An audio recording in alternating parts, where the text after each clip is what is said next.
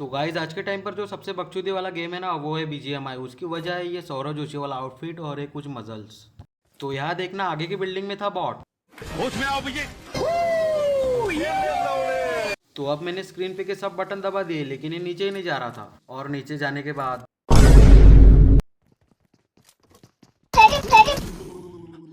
अब यहाँ पर नीचे की भी साइड था बॉट। अब जरा गन का साउंड सुनना।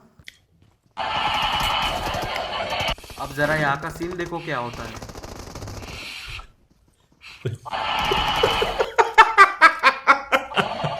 तो दोस्तों हमारे इंडियन लोग जो है ना